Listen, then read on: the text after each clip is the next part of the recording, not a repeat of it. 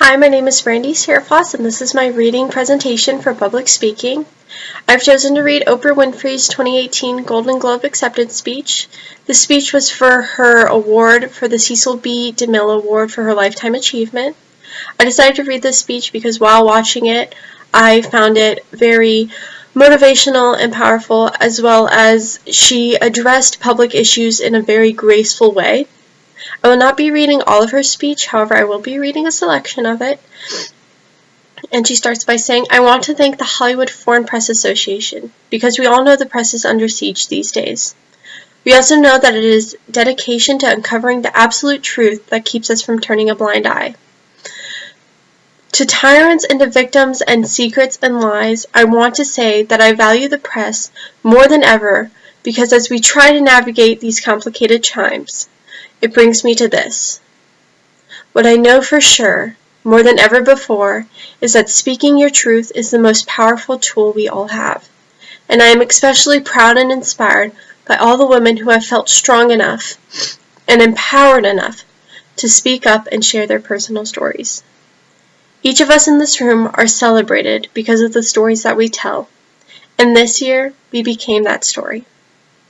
But it is not just a story affecting the entertainment industry. It is one that transcends any culture, geography, race, religion, politics, or workplace.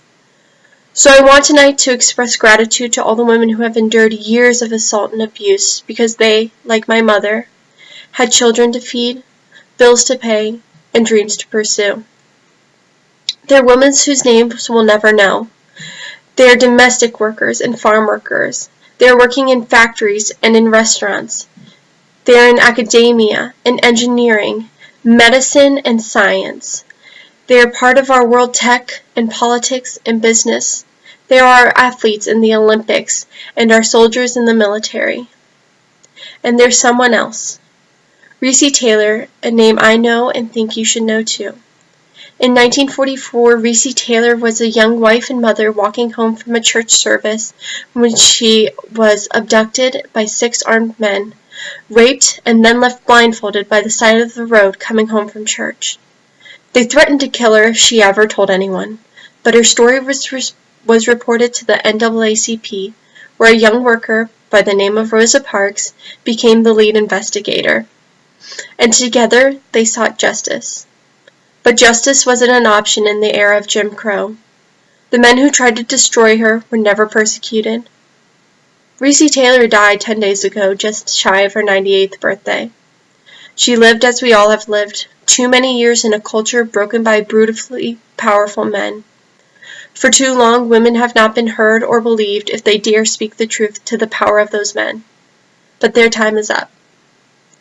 Their time is up, and I just hope that Reese Taylor died knowing that her truth, like the truth of so many other women who have tormented in those years, and even now tormented, go marching on. It was somewhere in Rosa Parks' heart almost 11 years later when she made the decision to stay seated on that bus in Montgomery. And it's here with every woman who chooses to say, "Me too," and every man who chooses to listen. In my career, what I've always tried my best to do, whether on television or through film, is to say something about how women and men really behave. To say how we experience shame, how we love, and how we rage, how we fail, and how we retreat, persevere, and how we overcome. I've interviewed and portrayed people who have withstood some of the ugliest things life can throw at you. But the one quality I've seen of them all share is the ability to maintain hope for a brighter morning, even in our darkest nights. So, I want all the girls watching here now to maintain a hope for a brighter morning, and know that a new day is on the horizon. And when that new day finally dawns, it'll be because of a lot of magnificent women, many who are here right in this room tonight, and some pretty phenomenal men, fighting hard to make sure that they become the leaders of those who take us to the time when nobody ever has to say, "Me too," again.